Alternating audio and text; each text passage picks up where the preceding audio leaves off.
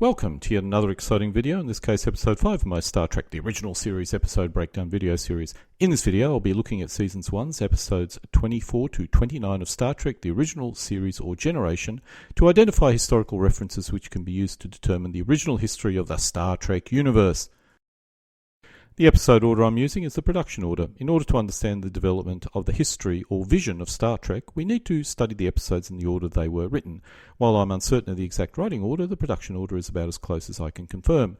The episode order information as broadcast is also included. Special thanks to the transcripts which can be found on the Chakotay site. When Gene Roddenberry created Star Trek back in 1966, he had a vision which remained basically consistent over the following 3 years. The animated series and early movies retained this consistency in the most part. When The Next Generation was released in 1987, Gene's vision had changed and the past needed to change in order to be consistent with his new vision. This video series will look at the original vision of Star Trek, starting with the earlier source material. Any historical facts from later sources which contradict the earlier references must be assumed to be an error for this exercise. Minor changes in nomenclature can of course be excused. Space Seed is the 22nd episode of the first season. It was the 24th episode produced. In the episode, the Enterprise is in a part of space which has not had any Earth starship traffic in years, yet it must be close enough for the sublight ship to reach from Earth in 200 to 260 years. It's clearly well inside Federation space. The SS Botany Bay was a DY-100 class spacecraft. We know there is a DY-500 class as well, and possibly classes between these two values. The DY-100 class was built between 1990 and 1996 and was designed for interplanetary travel only. The DY-500 was probably designed for interstellar travel, which is why Kirk first assumed he was looking at a DY-500. As the first Saturn-Earth probe occurred about 2009, it's possible it used a DY-100 class spacecraft, but likely a DY-200, DY-300 or DY-400. This specific DY-100 was modified to allow it to conduct interstellar travel. We discover later this was an emergency and this may have been the first interstellar Earth ship. It's also possible this was an older ship purchased by Khan from the US before he was involved in the eugenics war. Kirk seems to imply this ship class was superseded in 2018, which could be related to its engines. The DY-100 used atomic engines, while in 2018 ships were built which could travel between systems, perhaps due to the invention of impulse drive or an early version. Perhaps the DY-500 was the class of ship built in 2018 which first used impulse drive. The Botany Bay was a sleeper ship. This implied the DY-100 class had different purposes from its original design objectives. This one was a sleeper ship designed to transport people in suspended animation at sublight speeds using atomic engines. This makes sense as it's likely the eugenics war occurred before any sleeper ships were sent out for colonization purposes. Otherwise there would be supermen on the colonies. The other DY-100 ships were used for other purposes, perhaps the exploration and colonization of the solar system, such as the exploration and colonization of Mars. The year 2018 is mentioned, which could be the date impulse engines were discovered and the DY-100 became obsolete, or sleeper ships became obsolete. My conclusion is the DY-100 was never designed as a sleeper ship and was quickly converted into one due to an emergency. This is why Marla identified it as a sleeper ship only after they boarded it. We discover in the episode there was a world war called the Eugenics War. The Eugenics War could have occurred before the colonization of other planets, which probably started about 2018. In 1993, a group of genetically altered supermen took over 40 countries and began to fight among themselves.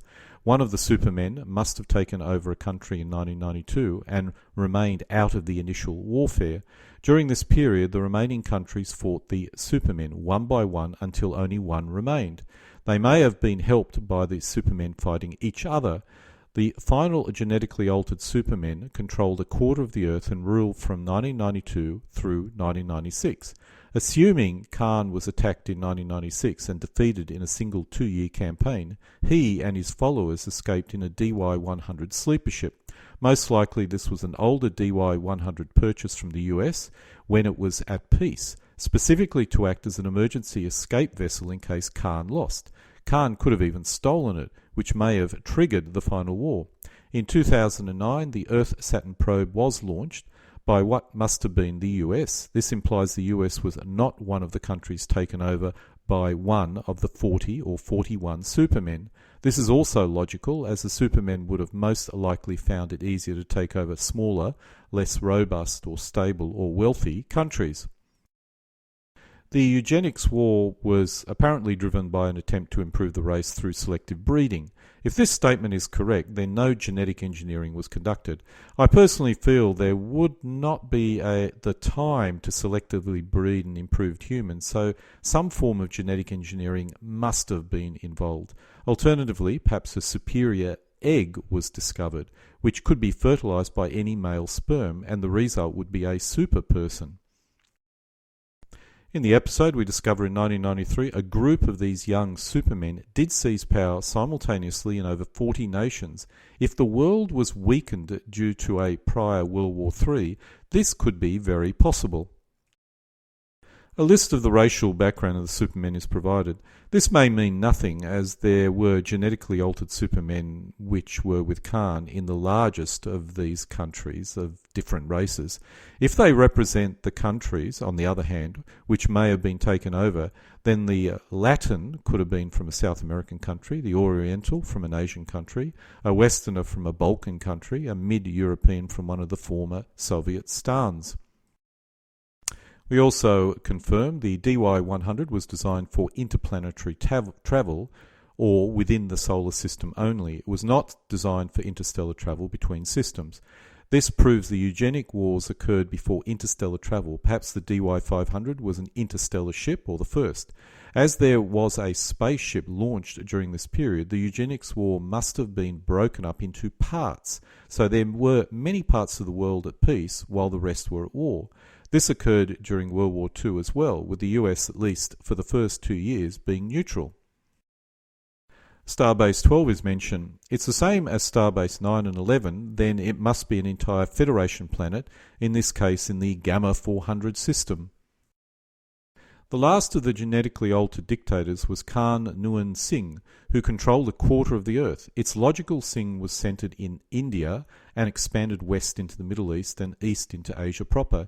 It's unlikely to have included China, Russia or Europe, but may have included everything between Egypt, Turkey and Vietnam. He took power in 1992, probably in India, and may well have taken over many of his fellow supermen to the east and west. It's likely they peacefully joined him when they saw the other supermen fell to one of the or more of the major powers, or remaining major powers. Once the other supermen were removed, the remaining major powers probably attacked Singh. If we assume the other supermen took over Africa, South America, the Balkans, and perhaps places like North Korea, it would probably take a few years to conquer them. Thus, the war with Singh probably raged for 2 years. He was overthrown in 1996 and his ship would have been launched then. Assuming this ship could reach half the speed of light, which is a real stretch, and it travelled for 268 years, it could have travelled no more than 134 light years, more like it probably half that distance. Kirk leaves the genetically altered supermen on Cetus Alpha, which is an uninhabited planet within Federation space. It is not suitable for colonization, and based on the earlier comments about Earth ships not travelling this space for years, this may represent an uninhabited gap in the Federation. This episode contains a lot of information. We learn more about the early history of the Earth. We discover the eugenics war is the last of Earth's world wars and raged between 1992 and 1996. We know 1966 is the same as our history, so it's possible World War III may have occurred in the gap between 1996 and 1992. Thus, this is World War IV. I suspect this is the case based on later episodes, but we know there are no more world wars after 1996. It's possible there may be a later Earth-Mars war, but Mars would simply lack the capability of doing this, and regardless, we know they have colonies, which would be unlikely if it was devastated by interplanetary war. There is simply not enough time between 1996 and the beginning of the Earth-Romulan War for another major Earth war. It's hard enough to believe Earth suffered 2 more world wars between 1966 and 1996. The point is, this is not our timeline. One thing I wanted to raise is that in the movie First Contact, we once again discover that the sequence in that movie cannot be correct, or it is not possible if we look at the Star Trek original generation timeline. A more likely scenario is the Enterprise from the movie returns to 1996, which is at the peak of the eugenics war. They may have been involved in the launching, that is the Enterprise crew, of the first sleeper ship Botany Bay, rather than a warp ship as occurred in the movie. And it could have been this is what the Vulcans first noticed and discovered Earth. When Earth discovered the existence of aliens, the Vulcans, the Earth focused on space colonization instead of war among themselves. The Enterprise in the movie First Contact could have gone also back to World War III, but that is very unlikely, as the Earth would have started the outward expansion at that point and would have had interstellar travel before the eugenics war, which did not occur or is unlikely. It's also possible, and highly likely, that the Earth saw the Vulcan impulse drive when the Vulcans came to visit and developed their own by 2018, which was the vital technology which allowed Earth to conduct interstellar travel. Based on the information in this episode, this is a probable chronology. 1992, Khan takes over India. 1993, 39 or 40 other genetically altered supermen take over 39 or 40 countries, possibly assisted by Khan. 1994, the remaining major powers retake a number of these countries in South America and Africa. Remaining genetically altered supermen join Khan. Khan purchases or steals a DY-100 class spacecraft. 1995 to 1996, the final war between Khan and the superpowers. 1996, Khan escapes in a modified DY-100 spaceship. This interplanetary ship is converted into a sleeper ship by 1996 and then is launched. It is the first such ship to leave the Sol system. 1996, the Vulcans make first contact with Earth. Possibly they saw the ship leaving Earth and followed it back. Knowing about alien races give Earth the impetus to expand into space. 2009, the US completes the Earth-Saturn probe using a DY-300 or DY-400, most likely, class spacecraft. 2018, impulse drive is developed. DY-500 could be the first impulse-powered spacecraft. 2264, Khan's DY-100 class ship is located 67 to 134 light-years from Earth by the Enterprise. This Side of Paradise is the 24th episode of the first season. It was the 25th episode produced. Omicron Cetai 3 is a Federation agricultural colony inhabited by humans. The colony consists of 150 colonists, took 1 year to get to the colony and spent 3 years in the colony before the Enterprise arrived. As it turned out, the colony is being bombarded by a deadly form of radiation which makes it unsuitable as a colony. Spock meets Leela on Earth 6 years prior, which would have been 2258. There is a Starbase 27. While we are uncertain if it's a planet, all the previous ones were, so it's logical to assume this is once again a planet as well, large enough to support significant infrastructure to allow spacecraft to be repaired and to have their crew replaced and medical and all that sort of stuff. Kirk's commanding officer at Starfleet is Admiral Comac. The primary information we glean from this episode is the process of establishing an agricultural colony. A planet is identified and the colony is sent out, in this case 150 people. It took 1 year to get to the planet and 3 years before any Federation ship came to visit them. This is a very lightweight method of colonizing a planet, but perhaps this planet was on the edge of Federation space and is not suitable to send large numbers of people to. This also employs some form of trade occurs between the planet. However, this is probably very unlikely or quite rare. I suspect any colony starts out as an agricultural colony, and as the ability to feed large numbers of people is established, the ships with large number of colonists then come out. As it took 3 years for a visit, the colony planets have to achieve food independence in order to survive. This is a good strategy to achieve it. It's a very lightweight strategy that will achieve very rapid colonization of large numbers of planets. We discover in the episode that Spock was on Earth 6 years ago. Perhaps this was before he joined the Enterprise under Pike. He could have gone on a 5-year mission with Pike and then remained for the second 5-year mission with Kirk. This strongly implies this is the first year of Kirk's 5-year mission. The Devil in the Dark is the 25th episode of the first season. It was the 26th episode produced. The Enterprise arrives at Janus 6, which is a long-established mining colony. The planet does not have an atmosphere and it looks like a human mining colony. The primary takeaway from this episode is the existence of a long-established mining colony which supplies a metal called pergium to a dozen planets. The Federation engages in trade between planets of rare minerals, in this case with a dozen Federation planets. Errand of Mercy is the 26th episode of the first season. It was the 27th episode produced. We are introduced to the Klingons for the first time in this episode. In the episode, we discover the Klingon Empire is on the verge of war with the Federation. The Klingons conquer planets, make the citizens into slaves, and takes their freedom from them. The Klingons constantly monitor each other. The Klingon Empire must be totalitarian, lacks any freedom, and constantly monitors its citizens, even its military commanders. We also discover another planet, Organia. Organia is a Class M planet in disputed territory between the Federation and the Klingon Empire. Spock notices that for tens of thousands of years there have been no development on this planet. We eventually discover the Organians are a very advanced race, which were humanoid millions of years ago. Today they are an energy-based race which maintains a human form for visitors only. We discover some of the codes that the Federation uses. The Federation and Klingon Empire are at war. This is indicated by Starfleet sending a Code 1, which must mean war. We discover the Federation has something called Unit XY75847, which monitors an approaching fleet of Klingons. Unit XY75847 could be some form of surveillance craft or base. The Klingons have at least 8 starships. There may be more, but this may represent the size of the main fleet.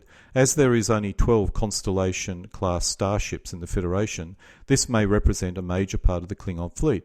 I'm assuming the Federation fleet is similar in size, perhaps 8 Constellation-class starships, including the Enterprise. The fact that Vulcan is a member of the Federation is confirmed for the first time in this episode. We learn the Vulcans are also traders, and that is not uncommon. Could the Vulcans be primarily a trader race in this part of the galaxy? It does answer a lot of questions, such as why do they not have an empire themselves? Kirk confirms the Federation is a democracy, while the Klingon Empire is not. As this was written during the Cold War, there is almost certainly a parallel between the free world and the communist world being displayed here. We learn that there are differences between the Federation and Klingons, that is, political differences, economic and military. The Klingons believe they are stronger. This is probably military strength, as the next grievance is the Federation is negatively affecting the Klingon economy by cutting off trade. The Federation complaints is that the Klingons have threatened and invaded the Federation.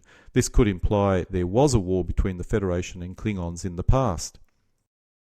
We also discover in this episode the Organians claim the Federation and the Klingons will be friends in the future. Key takeaways in this episode is we are introduced to the Klingons. The Klingons are a totalitarian and military empire which may have invaded the Federation in the past. In response, the Federation has cut off trade and are waged in some form of economic war with the Klingons. It seems both are locked into a type of Cold War, with the Klingons being more militarily powerful and the Federation being more economically powerful. The military advantage may be boasting, but the Klingon military must be at least as powerful as the Federation, otherwise they would not risk going to war. We discover that Organia is a neutral planet between the Klingons and the Federation. There are no other inhabited planets in this region. This implies there may be some form of void between the two sides, a natural border.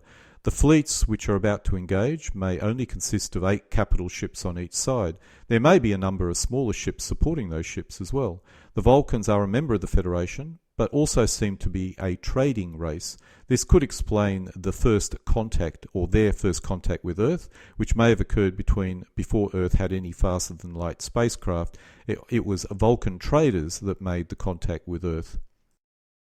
It's interesting that in this episode, the Organians predict both Federation and Klingons will be friends and will work together in the future. This does align with Gene's generally, we'll all sort of dance together in a kumbaya type world eventually. It's just, it takes a bit of time. The City on the Edge of Forever is the 28th episode of the first season. It was the 28th episode produced. The Enterprise is orbiting an alien planet which once housed an ancient civilization, now long dead. Spock indicated the ruins are 1 million years old. It must have been difficult to find, as Kirk indicated that they were led there by some unusual readings. The alien planet has on it a type of machine called the Guardian of Forever, which can allow you to view and travel to the past. I wonder if this machine was somehow responsible for the death of the ancient civilization. It would make an interesting story. In the episode, McCoy was able to change the timeline, but Kirk and the landing party remained unchanged. If McCoy caused a split in the timeline, Kirk and Spock may have ended up in the new timeline. As a result, they were not affected by the changes. Regardless, time travel is a complex business and should be avoided at all costs. Nonetheless, it would be an interesting episode to visit this timeline, assuming there can be multiple timelines, which in Star Trek does not seem to be the case.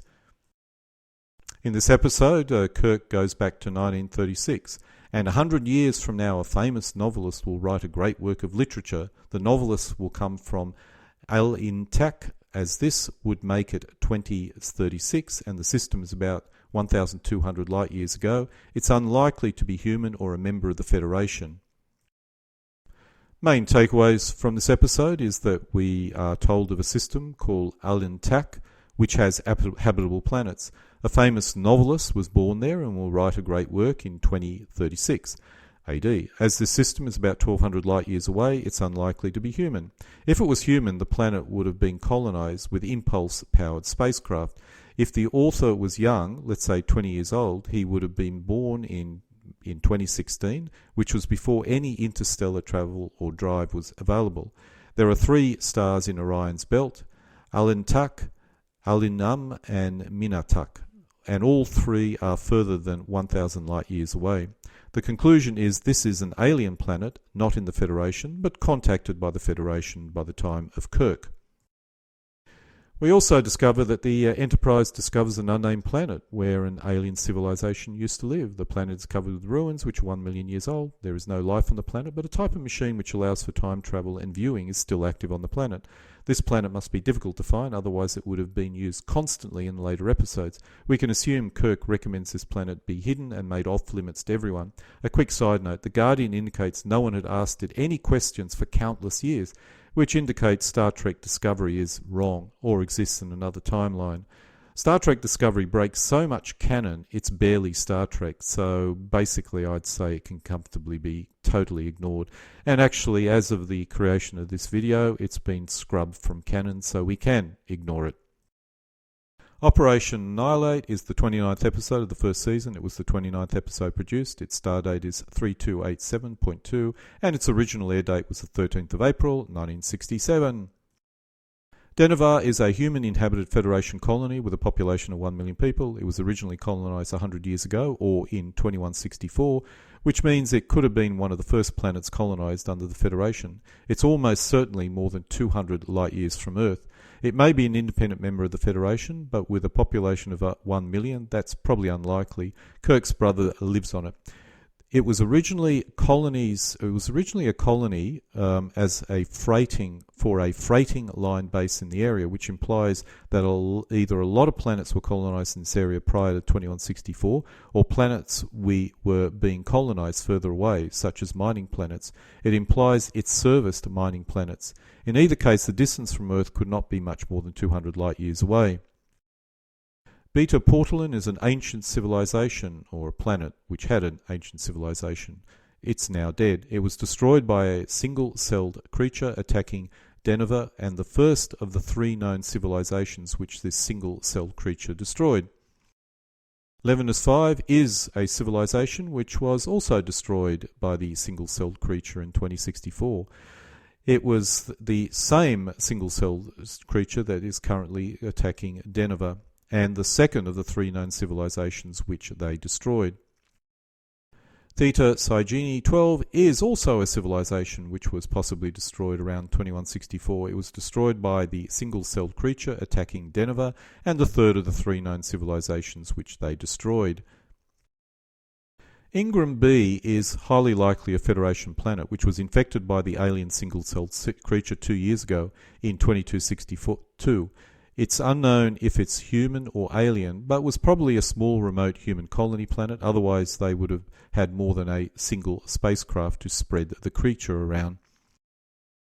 Kirk does have a brother called Sam and a sister-in-law and nephew. Kirk's brother dies on Denver.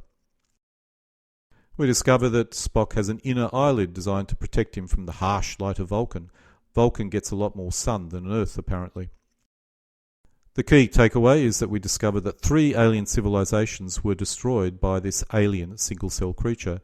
This is Beta Portaline in ancient times, Levinus 5 in 2064, and Theta Cygini 12 between 2064 and 2262, perhaps in 2164. None of these civilizations would have possessed interstellar space capability, otherwise the creature would have spread far and wide. They were all likely reasonably close to each other. Denver is a human-populated Federation colony planet which acts as some type of freight hub for a number of mining planets. The mining planets would all be Federation and most likely human. It was founded shortly after the formation of the Federation. The interesting point, it took 100 years for the population to reach 1 million. This represents a very slow population increase, but it's possible for the first half because the first half of its existence it was a frontier transport hub with a very small population and few people probably wanted to go there. Ingram B is most likely a very small human-populated Federation colony, as it only had a single spaceship to spread the single-celled creature. Ingram B experienced mass insanity in 2262. I have to assume by the time the Federation arrived, everyone was dead, with the sole spacecraft missing. I must admit this is not really a very satisfactory explanation. One other guess is the planet was a very distant Federation output and it took 2 years for the small spacecraft to reach Denver. It's possible the spacecraft used impulse drive, so it could have been as close as 200 light years away. If this is correct, why didn't the Federation send a spacecraft to investigate? So I think the distance is closer to 800 light years, and the Enterprise is the only multi-warp capable spaceship in this part of space. After going to Denver, it would have gone to Ingram B. It's also possible Ingram B is an alien non-Federation planet, but then why would the Enterprise know about it? Perhaps it's a base servicing the investigation of the 3 dead planets already destroyed by the creatures. That's a reasonably viable theory as well. Many of the latter Star Trek movies and shows do not ally with the original vision of the series. This is common in real life as later historians attempt to change the past to justify their beliefs in the present. As I personally enjoyed the the original vision of Star Trek, I would really hope future material, that is movies and TV shows, would go back to its original roots. However, I seriously doubt that. This concludes episode 5 of my Star Trek, the original series episode breakdown video series, in this case covering season 1, episodes 24 to 29. Alle guten Dingen, kommen zu einem Ende.